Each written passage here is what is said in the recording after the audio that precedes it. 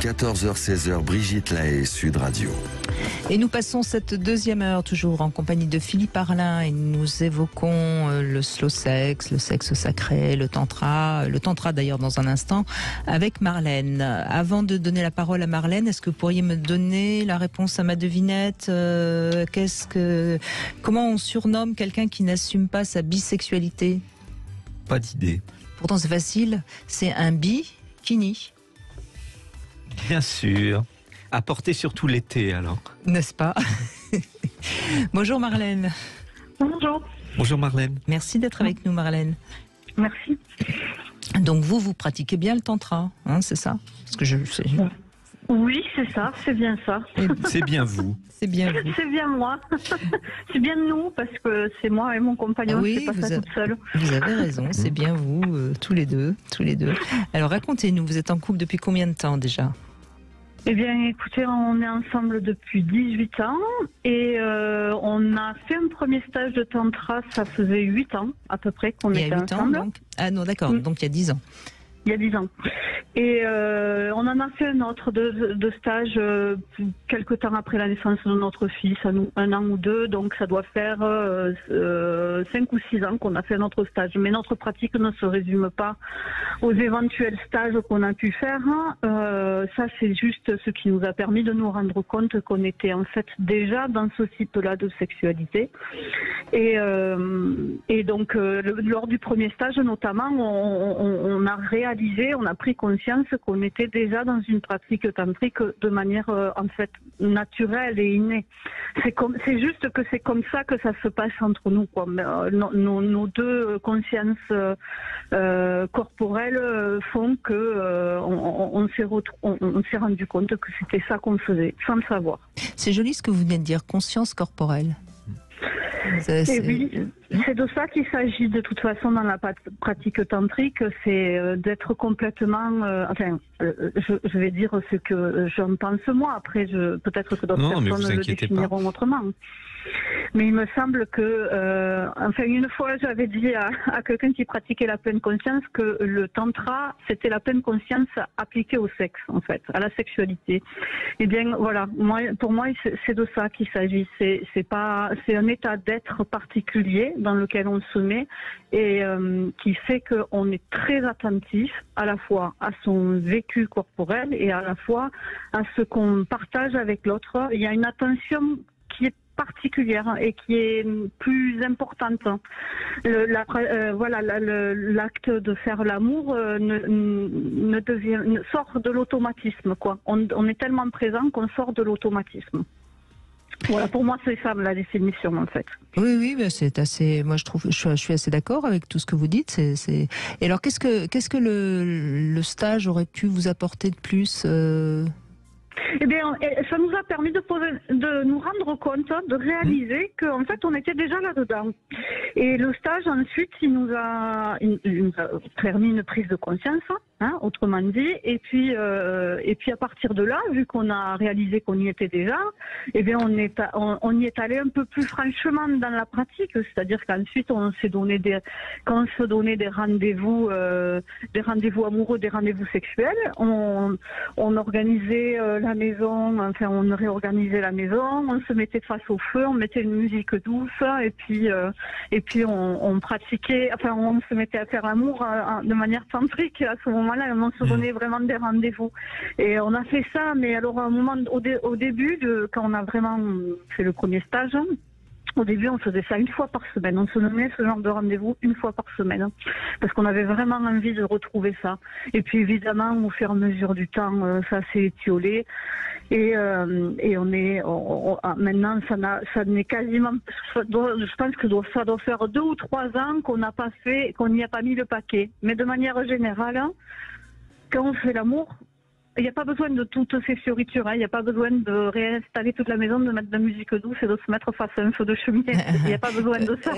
Oui, mais vous avez raison, ça peut être... C'est se reconnecter à soi, vous y arrivez mieux maintenant. Ça peut être utile pour quelqu'un justement qui a besoin de se faire aider par un extérieur qui va lui permettre de se recentrer. Qui apaise. Bien sûr, mais si vous êtes... C'est un peu... Enfin, moi j'ai envie de dire, c'est un peu comme la méditation, quand on a l'habitude d'en faire et qu'on en a fait beaucoup, on n'a plus besoin... il suffit de se connecter à soi et on est déjà en méditation. expression. Enfin, c'est quelque chose comme ça. Hein. Ben oui, c'est ça. C'est-à-dire qu'en fait, le truc, c'est qu'il y a des moments où, alors bien sûr qu'il y a des fois où on fait aussi l'amour de manière automatique, voilà. Mais il y a aussi ça dépend. Et il y a des fois où effectivement on respire plus,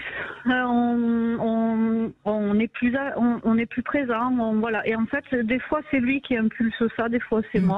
Mais vous avez dit quelque chose qui peut aider tous ceux qui nous écoutent. Faire l'amour et se calquer un peu sur sa respiration et essayer de respirer en écho ensemble.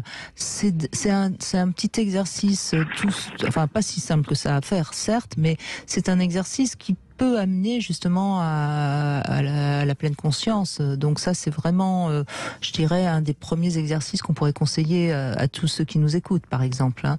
Et alors après, on peut même s'amuser pendant qu'il y en a un qui inspire, l'autre expire. Oui, c'est ce qu'on appelle la respiration du cercle, où la respiration se fait en réponse. L'un inspire, à ce moment-là, l'autre souffle. Et on se complète et sentir, y compris le souffle chez l'autre, la respiration, et on est conscient des deux respirations en même temps. Tout en étant donc l'un dans l'autre, normalement. En train de faire l'amour. En train de faire l'amour. Oui. Absolument. J'aimerais ajouter une petite chose par rapport à la sexualité sacrée. C'est que par rapport aux fioritures dont je vous parlais, c'est que en fait on peut s'imaginer, effectivement quand on débute ça peut aider, mais on peut s'imaginer que pour faire de notre sexualité une sexualité sacrée, il faut tout un tas de choses autour. Alors qu'en fait, est-ce que quand on se douche, on se pose la question de l'eau qui coule? En fait, on peut prendre une douche sacrée. Oui, absolument, Marlène. On peut prendre une douche sacrée sans avoir besoin de rien. C'est-à-dire qu'en fait, il suffit juste, il y a besoin de rien d'extérieur. En fait, il s'agit de se placer dans un état intérieur de conscience. Voilà, de conscience, c'est un grand mot, mais pour que le grand public puisse comprendre, juste être attentif.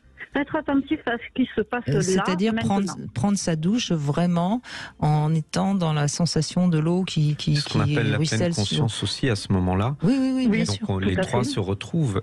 Et effectivement, cette douche, elle est sacrée par la manière qu'on a de l'habiter, mais la douche n'a pas changé en elle-même, l'eau qui coule est la même. Exactement. Donc il n'y a pas besoin de grand-chose finalement pour que le sacré s'invite dans notre quotidien et dans nos relations sexuelles. Oui, il n'y a pas besoin de grand-chose, mais il faut évacuer tout le surplus, Marlène. C'est ça le problème. Et il faut évacuer tout le surplus.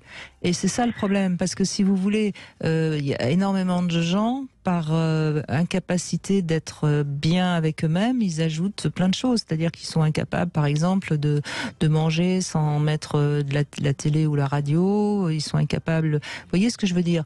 Être capable de prendre sa douche vraiment et juste de prendre sa douche, c'est d'avoir évacué tout le reste. Et c'est pour ça que c'est si compliqué. Mais vous avez raison, on a besoin de rien. Sauf qu'il faut de trouver le silence.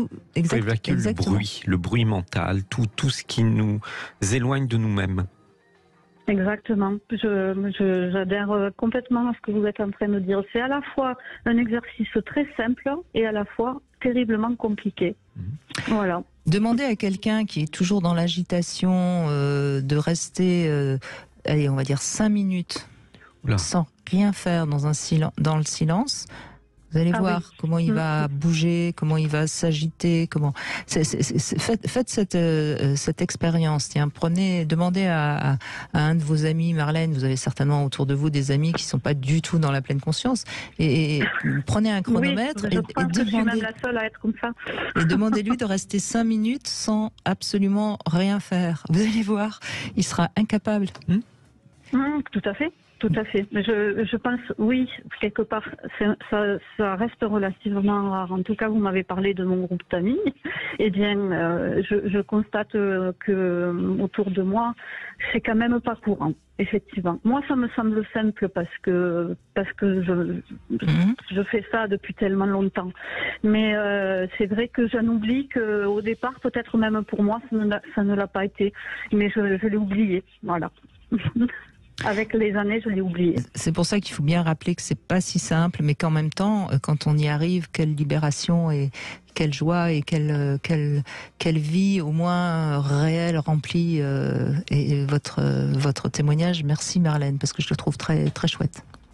Même de rien. Merci beaucoup Brigitte Merci, de m'avoir Marlène. permis de le partager. Merci à vous. On continue bien sûr avec vous sur Sud Radio 0826 300 300. À tout de suite.